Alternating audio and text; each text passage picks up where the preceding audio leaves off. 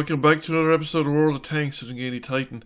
This is a little different. It's a type of video I've never made before, and it's a commentary and a response to a video by RetroJules. And I've never made a response video before. RetroJules, for those who don't know, is a fellow YouTuber, a fellow World of Tanks YouTuber. World of Tanks console YouTuber, I suppose I should hasten to add, plays on the Xbox. Like myself, and he's more successful than I am. He makes better videos. I won't claim to be a particularly good video maker, but I would encourage you to actually, if you haven't already checked out RetroJules' channel, that you should do so. Now, there's a link to the video in question in the video description below. But I think he makes fun content. I've enjoyed his content. I watch it fairly regularly. I don't necessarily watch everything that he puts out, but I have actually watched quite a bit of his content and I quite enjoy it. So yeah, definitely check him out. Anyway, to get back, so he'd put out a particular video and he is talking about World of Tanks, generally from what I consider a marketing kind of image thing. He doesn't really talk about the gameplay, and it's about his kind of response to it and feelings to it. And the video left me with a number of different feelings and a kind of conflicting feelings, and to some extent my feelings are still evolving. That if I actually went and waited a week, I'd probably make a slightly different video to the one I'm making now. But there are certain things that I thought, this is complicated and a big conversation, and I left a comment on his video that if I was to do a commentary to do justice on his video, that I would probably finish up making a video of my own. Initially, I was actually planning on making such a video. I even was thinking about sort of when I was doing other things, what I was going to say in response to RetroJules' video, and even to the point of picking out or thinking about where I would get, which footage I would use in sort of World of Tanks gameplay or something, so that I have images to show on the screen while I was nattering away in the background. By the following day, when I revisited the issue, I actually had almost made up my mind not to actually make a video, not to actually respond, because when I was thinking about what he said, and I went back and actually watched the video again, a lot of what he's talking about is his feelings. It's how he feels about the game and about a lot of the stuff that I regard as essentially marketing and image. Product placement, stuff like that. And it's not my place to tell RetroJules how he feels. His feelings are his own, and they're perfectly valid feelings. Even if I don't think that, it's as important or it's whatever. It's not my place to sort of comment on that. But he left a response on my video that he was kind of interested in my response and did I agree or disagree. So I thought I went back and made the video, and I made a version of it. Started uploading it and then chickened out because I looked at the title he had in the video and I thought maybe I misunderstood the video. So I went back and I watched some more stuff. And I don't think I misunderstood. I think RetroJules doesn't like the image Wargaming is projecting. Now, there may be underlying issues underneath this image that he's not coming out and saying. I'm kind of maybe making inferences there. I don't know if my inference is justified, but I think he doesn't like the image. He genuinely doesn't like the image. It upsets him, I would say. He's not playing the game because of it. And he does go on a bit about gamer stigma. Now, I'm aware of gamer stigma. I wouldn't have brought up gaming as a hobby 20 years ago, or previous to that, in companies you would say that were a non-gamer company, or certainly non-geeky company, because you wouldn't know the reaction would probably be negative, and there was just no point in attracting that kind of attention. But I must say that I've never had the negative responses that he reports in his video, or anything remotely like it. So that's sort of the childish nature of Hot Wheels and stuff like that didn't actually bother me that much. Now, it does bother me. I mean, I don't like it. I'd prefer, like he did, I'd prefer the Valor season to Mercenaries or Hot Wheels or WWE or whatever. And now I think I probably got a lot more upset about Mercenaries than... I don't know whether I was more upset than he was, but I was certainly pretty narked about Mercenaries at the time. But one of the things was that the sky didn't fall in. It wasn't as bad as I thought it would be. And the other thing is, and this kind of informs, I think, some of my attitude to World of Tanks, that RetroJules is ignoring, or maybe doesn't want to pay attention to. You see, Retro, in my opinion, the heart of the matter is this is all about how wargaming makes its money. The whole nature of what we're witnessing is about how wargaming makes its money. Wargaming's money-making strategy is central to everything that happens in World of Tanks. And everything that you're told, developer streams, you've talked about the team's passion and stuff like that. They're told what to be passionate about. Anything you see, it's written up in public. Blog posts, developer Q&As, all of that sort of stuff. That's all marketing. You're not getting a genuine insight into anything. Not really. I mean, yes, they're going to say they're passionate about it anyway, even if they're not actually terribly passionate about it. Now, I don't know. I go back about over 6 years in World of Tanks. And I can't remember whether you were active at the forums in 2017.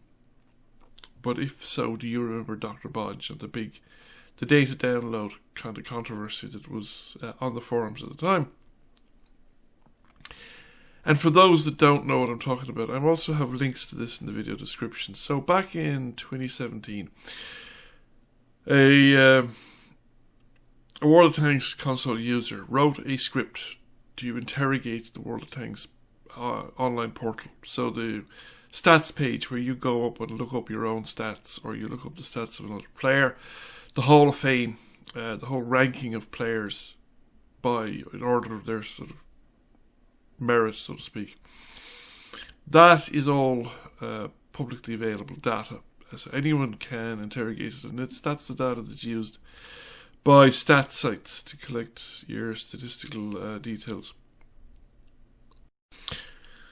So anyway, this guy downloaded his information and was looking around at it. I kicked off a conversation on Reddit, and various people got in, and eventually Gigantic Owl posted a post onto Wargaming's forum, a general discussion. Again, link in the video description. Titled World of Tanks console is dying with proof. A lot of the statistical analysis is provided by a well-known former guy called Dr. Bodge, who was a statistician, or is a statistician. I presume he still is. I don't think he's no longer active in World of Tanks or on the forum. He was actually in the process when he was active of writing, I thought, a very good map guide as to where to go and how to play different maps. But that is a slightly different aside. Anyway, the conclusion was from the data that the game was dying in 2017. And it was kind of hard to argue against it. Now, two things struck me looking at the data as presented. Now, I never went off and downloaded the original data sets because I just didn't have the time at the time to be going through them, or not really the statistical chops to actually do something on my own if it'd be any much use. But one of the things that struck me, one of them was that, first of all, Wargaming had managed to successfully market this game to a substantial amount of the Xbox Live population. A lot of people, an awful lot of people, had downloaded this game, installed it, and created an account. Now, I think the Hall of Fame only lists people that have 100 games or more played. But you can infer the existence of other customers by the customer numbers. So everybody has an ID number, and the ID numbers increment as a new person signs on and creates an account. So, of the numbers of people that actually played more than 100 games, there's vastly more people that have signed on, created an account, played a few games and thought, this is crap, I just can't play this game, and left and never touched it again. And that's a problem. That was a problem that people always suspected was a problem.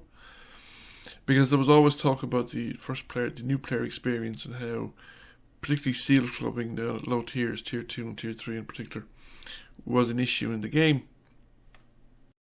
The second thing that came out of the data, and is pretty strong evidence for it, is that the game was actually in decline, and in terminal decline. That at that point in time, it was losing players faster than it was gaining new players. And without some major work on the part of Wargaming, it was not going to survive for long. Now, Dr. Bodge also discusses this in a pair of YouTube videos, which I also will link. I'll link to the playlist, and I would definitely recommend you checking out the YouTube videos. They're relatively short, 15 minutes each. One of them was done in 2017, around the time of the initial conversation. The other one was done in 2018 as a kind of his follow-up.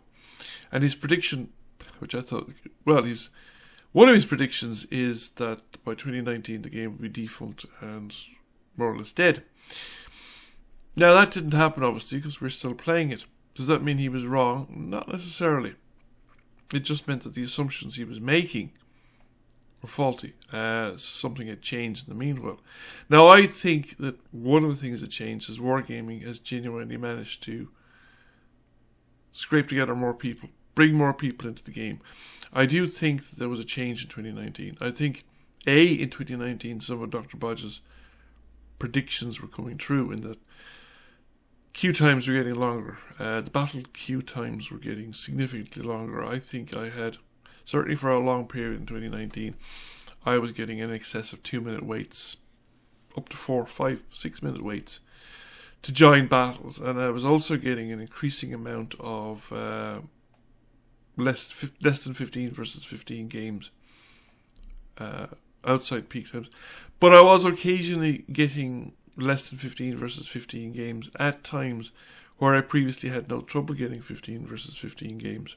I was also getting, surprisingly, I remember at peak times getting less than 15 versus 15 at low tiers. Now, the other thing I think that Dr. Bodge didn't really take into account was that Wargaming had a few mitigation strategies to slow down the rate at which the game declined. And one of them, of course, is server merging, which is what they did. So the PlayStation Xbox server merge was a huge boost to the game, because matchmaking now, I think, is as good, it's as rapid as it was back in 2018, or maybe even earlier. Again, you won't have to go and download the whole data again. I don't know if there's anything in the publicly available data that would tell you anything about matchmaking queues and how many players are in the matchmaking queue at any point in time. But certainly, I think it has improved. But I also think that in 2019, early 2020, there was an influx of new gamers, because the meta changed drastically. And the game got more chaotic. There was much more living trains. I think the overall average time length of the game dropped, which meant that you had less capable players. I think a lot of the more capable players are gone. The ones that are, should we say, upset about Wargaming's direction or lack of direction, or the fact that the direction wasn't what they wanted, have already left. They're gone. And the people who remaining are just enjoy the game for what it is, don't particularly care about Wargaming's marketing strategy, and are just content, like I said, to keep playing. The second prediction that Dr. Bodge makes in his second video, his 2018 video, the spring of 2018 video, where he made the game is doomed pronouncement, was that you could tell what Wargaming's expectations about the game are by observing the kind of development they engage in. So if they start doing stuff that's obviously expensive, lots of new maps, lots of map development, full-blown game modes, not mini games like Commander or the mech game or anything like that, but actual full-blown separate game modes, stuff that takes a lot of developer time and effort, then they actually have confidence in the future of the game. But if they're doing stuff that's relatively cheap with a quick payoff, they don't have confidence. They're basically just trying to squeeze as much money out of the game as they can without murdering it completely. And I think they're actually, the latter strategy is what they've been going through. They've been going, grab as much cash as they can, but they've been reasonably subtle about it, I think, in the sense that they haven't actually... They are bringing in tanks that are increasingly overpowered. They are bringing in tanks, but they're not bringing in tanks that are completely and utterly broken. So, it is, and they're also doing quite a lot of reskins as well. Both of those are ways of increasing their revenue. Are there collectors in the game? People are strange. I wouldn't be a bit surprised if there are people that collect pixel virtual tanks. It seems like a strange thing to me, and it seems like a strange thing to you, Retro, but I've come to the decision that I'm not going to be terribly surprised at the weird things people do. A specific example that Dr. Bodge gave was actually Tier 9 and Tier 10 premiums. And guess what? We have Tier 9 and Tier 10 premiums.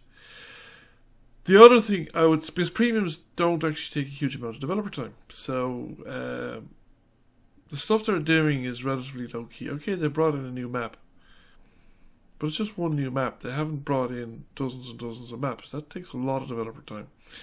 Whereas a rework of a single map and it's not a completely new map. It's essentially a reskin of an old map. Okay, there's one new map as well, but stuff like that, I don't know if they take a huge amount of developer time. There's a kind of a mixed signal, but the majority of stuff they're doing is kind of low effort stuff. Premium tanks, reskins. The other thing is they're doing, which is quite clever actually in a way, and if you want to enjoy playing the game for as long as possible, then the only thing to do really is hold your nose and accept this is what they're doing, because it is definitely evidence, I think, that they're not investing major money in this game, and that is they're getting people to essentially sponsor the game.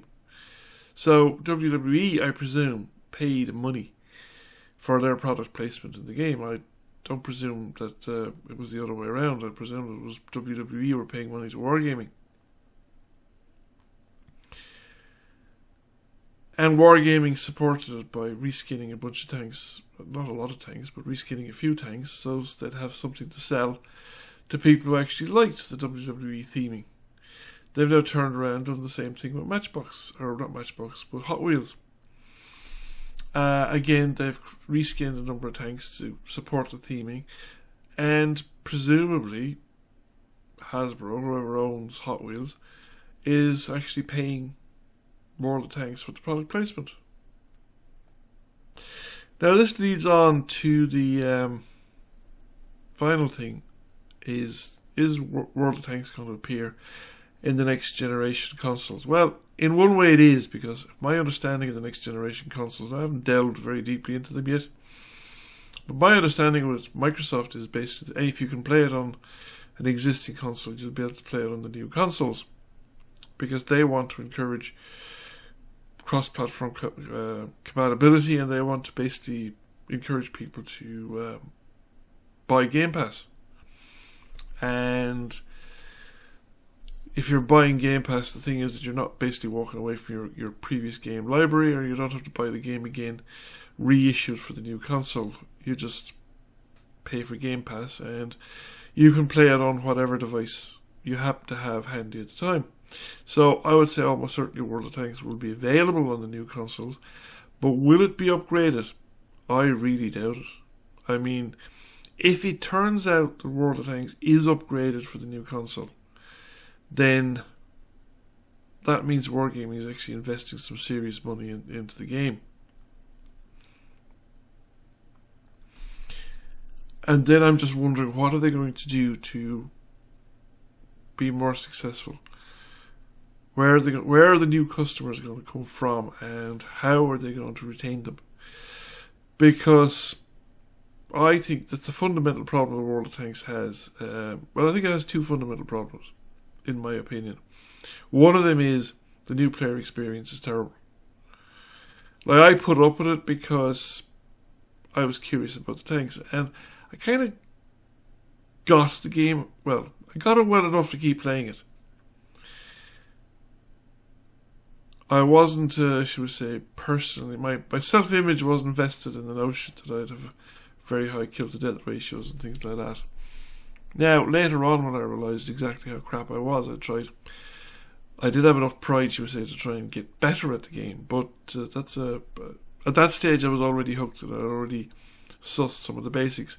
But there's an awful lot of mechanics in World of Tanks that are essentially very obscure and almost impossible for a player to discover on their own, except maybe very careful analysis of recordings of their own activity in the game.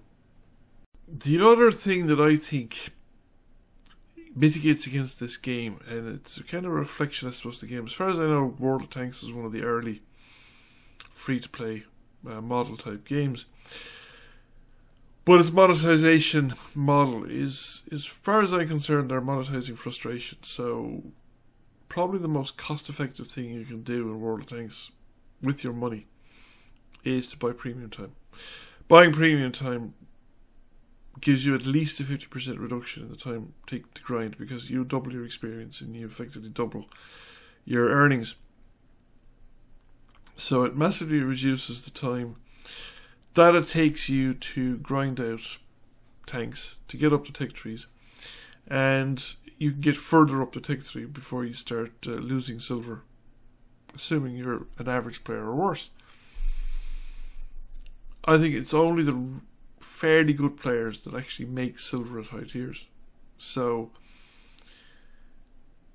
and even really good players make silver at high tiers and probably finish up accumulating lots of silver. So you hear about these people with 100 million silver or stuff like that soon, they're telling you the truth.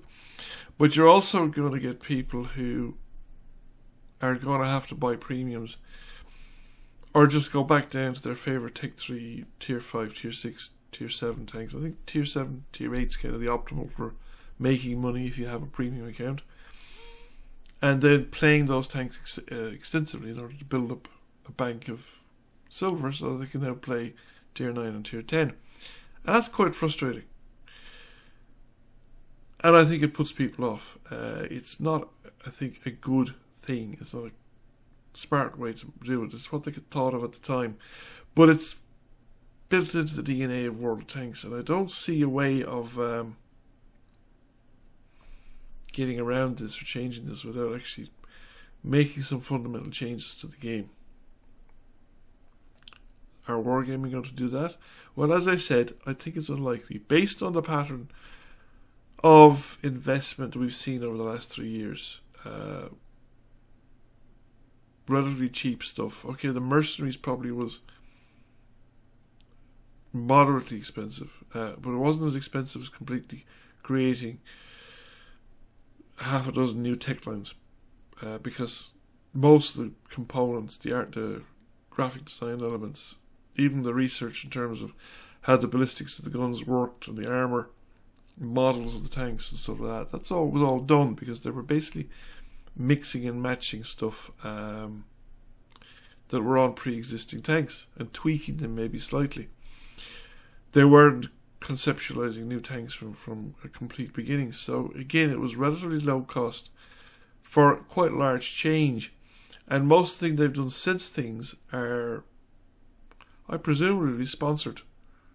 I mean, I would be kind of surprised if Wargaming was sort of paying for WWE or paying for Hot Wheels just out of its own pocket. I suspect that the transaction is going the other way. They're basically acting as a product placement for other brands. And we could see more of that. How long will that allow them to keep the lights on and the servers running? I don't know. But I suspect that 2 years, 3 years, 4 years, I would say. I kind of think 4 years would be the kind of number I'm thinking of at the moment. But we'll see. It remains to be seen, and they may rejuvenate the game. It's not impossible. I'd just be surprised if they were, or if they were planning on doing that. So those are my thoughts on World of Tanks. where it's going and what's happening. My own feeling is that I've decided, more or less I decided a couple of years ago, that as long as I'm enjoying the game, play, I will continue to play. If the matchmaking deteriorates past a certain point, I'd probably stop. I'd stop probably long before it gets to World of Warplanes territory. And actually, another reason for pessimism is World of Warplanes. I know they're keeping the servers running. Well, I haven't actually checked in a while. But they've been keeping the servers running. They've been putting in bots. And I know they have bots available to put into World of Tanks as well. They can actually do the whole bot thing. If the matchmaking becomes too poor and too long, it takes too long, or you're getting too many low number sessions, you will probably eventually see bots coming into the game. But at that stage, I don't think it'd be worth continuing to play. Bots are still relatively easy to kill, and the challenge would be kind of gone out of it. I wouldn't be particularly interested at that point. What would I move on to? I don't know. Kind of like ships, not as much as I like the tanks. I still have a strong preference for the tank game, and therefore I will, like I said, try and play it out as long as I can. Another, actually, now that I think about it, I still haven't managed to grind out all the Tech 3 tanks. It was my ambition to do it. I was hoping to actually get it done this year, but it doesn't look like I'm going to manage. I keep running out of silver when I buy new tanks and equip them. But it was my ambition to manage. And another indicator, as far as I know, it used to be the practice of wargaming.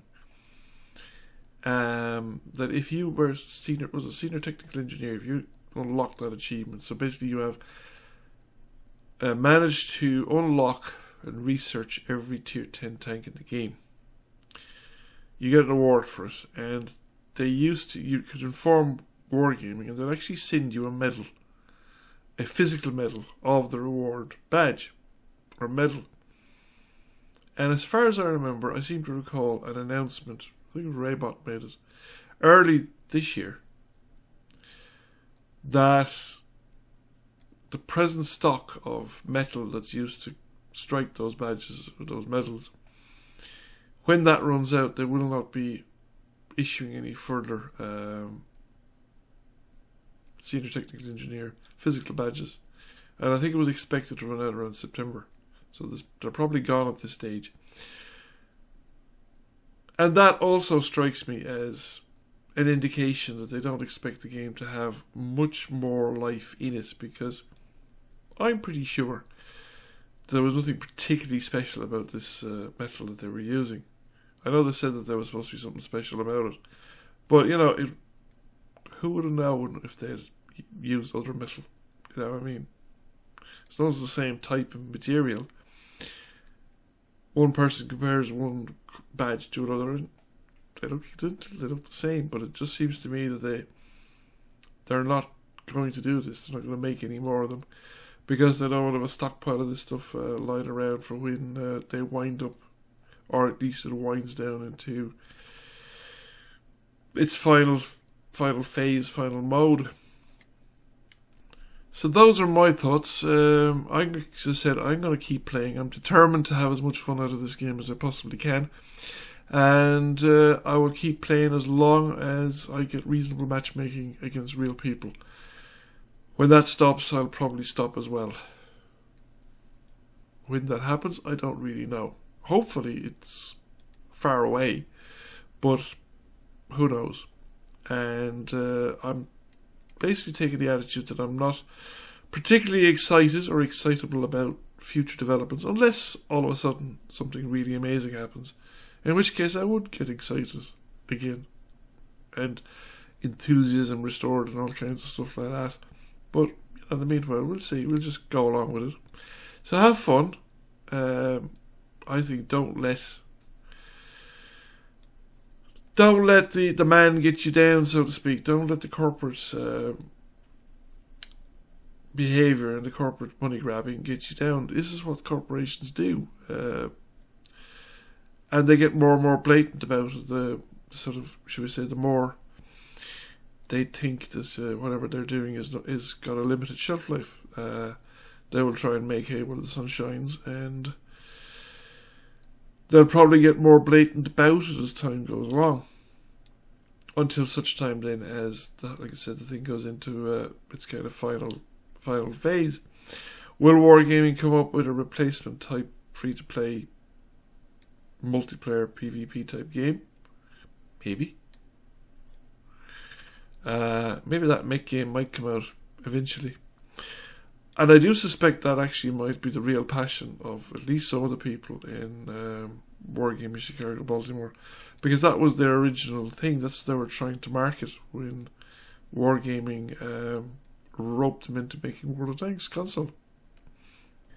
Anywho, I've rambled on long enough, and it's time for me to shut up and stop.